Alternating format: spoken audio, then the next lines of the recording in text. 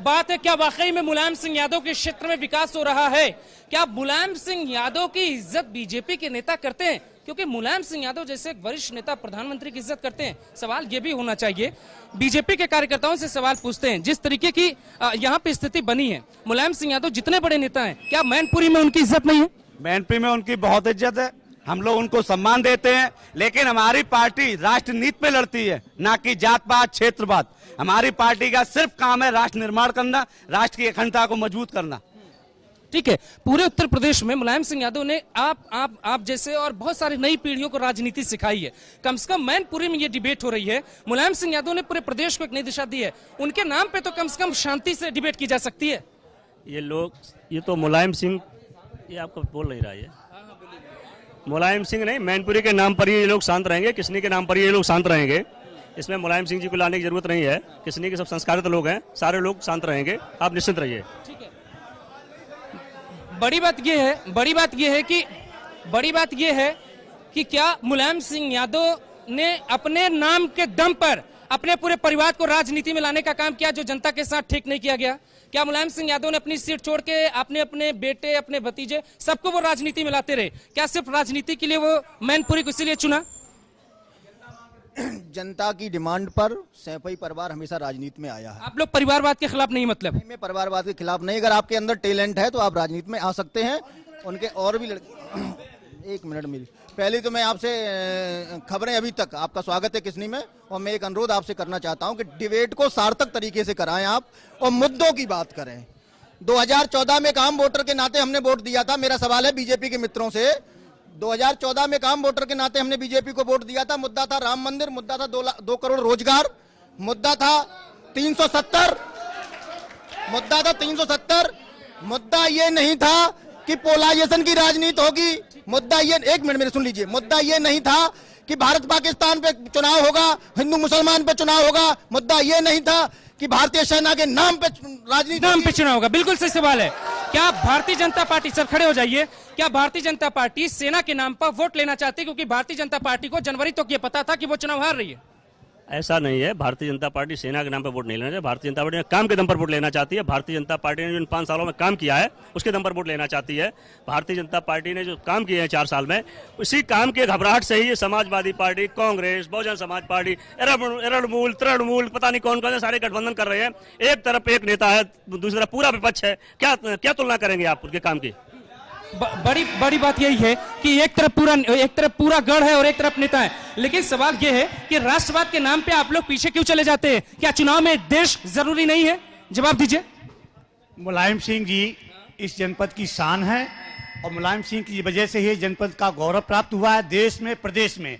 आप कहते हैं कि राष्ट्रवाद, उनसे बड़ा राष्ट्रवादी कौन हो सकता है?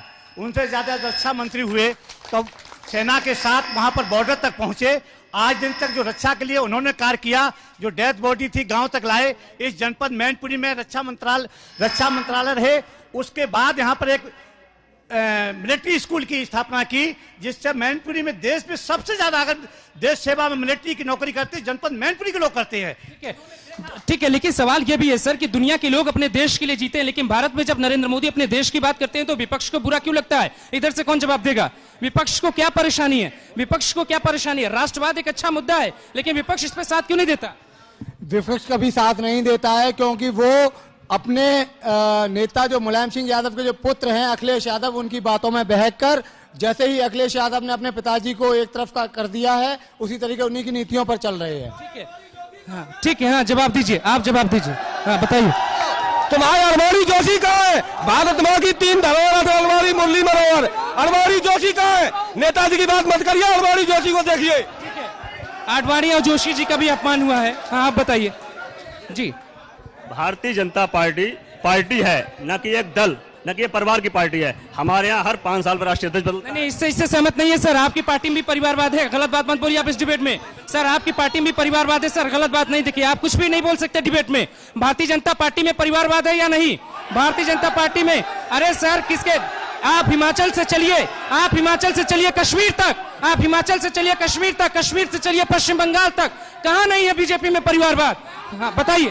पंकज राजनाथ का लड़का है, मेनका गांधी है, भारतीय जनता पार्टी में इतना बड़ा परिवार है, बगैर आरएसएस के एक भी प्रत्याशी आता ही नहीं है, सारे पदाधिकारी आरएसएस से आते हैं।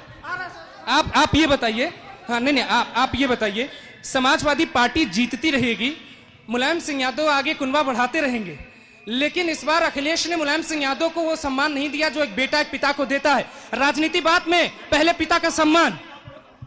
अखिलेश जी ने हमेशा सम्मान दिया है, पार्टी का संरक्षक बनाया, नेताजी का स्वास्थ्य जरूर ढीला हुआ है, उसके अनुरूप अखिलेश ने पार्टी को आगे बढ़ाया। यह कहना सरासर गलत है कि अखिलेश जी ने नेताजी को सम्मान नहीं दिया है। पूरा देश ये जानता है और पूरा देश ये सवाल खड़ा करता है कि अखिलेश यादव ने पिता का सम्मान नहीं किया।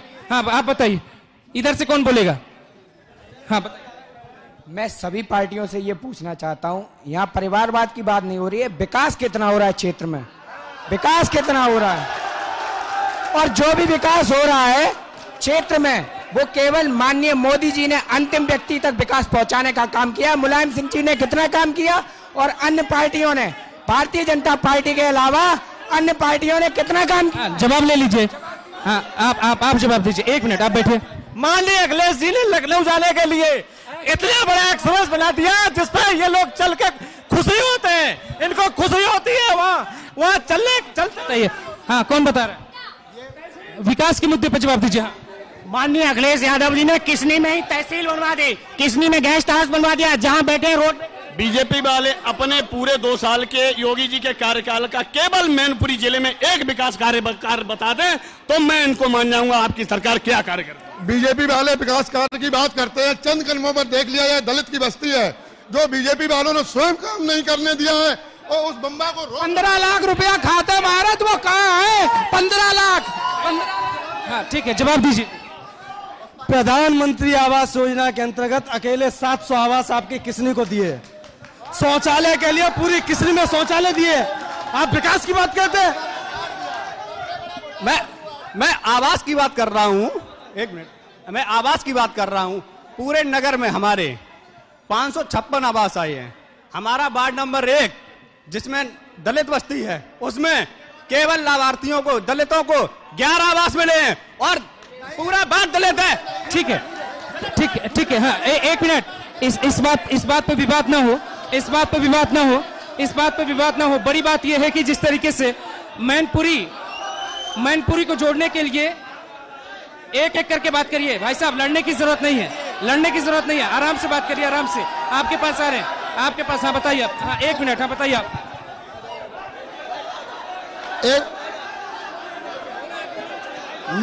मैं सपा वालों से बस इतना पूछना चाहता हूं, मुख्यमंत्री अखिलेश यादव 1 बार मुख्यमंत्री रहे, मुलायम सिंह 2 बार मुख्यमंत्री रहे, मैनपुरी में युवाओं के लिए क्या किया, कौन सा रोजगार दिया अभी तक का रोजगार बताओ। आराम से 1 मिनट, आराम से। देखिए इस तरीके से डिबेट नहीं हो पाएगी, इस तरीके से डिबेट नहीं हो पाएगी। आराम से इस तरीके से डिबेट नहीं होगी। शांति बनाए रखिए आप सभी लोग। देखिए विकास दरअसल मैनपुरी की जरूरत है और विकास दरअसल मुलायम सिंह यादव मुख्यमंत्री बने, अखिलेश यादव मुख्यमंत्री बने। मैनपुरी का कुछ लोग मानते हैं कि विकास हुआ, कुछ लोग मानते हैं कि नहीं हुआ, लेकिन मुलायम सिंह यादव एक बड़े कद के नेता इसी मैनपुरी से निकल कर पहुंचे। इसी विधानसभा क्षेत्र में उनके भाई शिवपाल यादव उनको बड़ी टक्कर देते हैं। सवाल ये, हाँ आप बताइए। एक मिनट शांत हो जाइए। मैं सीएम योगी जी से, वर्तमान में जो मुख्यमंत्री उत्तर प्रदेश के हैं, मैं अपने नौजवान भाइयों से पूछना चाहता हूं कि हमारे सीएम योगी जी ने कुछ महीने पहले कहा था कि मेरे उत्तर प्रदेश में कोई योग्य नौकरी लायक नहीं है। मैं अपने भाइयों से पूछना चाहता हूं, क्या उत्तर प्रदेश में हमारे नौजवान भाई कोई योग्य नहीं है? सबसे बड़ा सवाल है। हाँ 1 मिनट जवाब मिलने दीजिए पहले आप। इधर कितने लोग बेरोजगार हैं? हाँ अब आप जवाब दीजिए। योगी जी 2 साल हुए आए हुए, 2 साल पहले ही योगी जी आए हैं, उससे पहले ये बेरोजगार नहीं थे क्या कि अभी बेरोजगार हो गए हैं? हाँ अखिलेश यादव ने क्या नौकरी नहीं दी थी क्या? अखिलेश यादव ने नौकरी नहीं दी थी क्या आपकी सरकार में?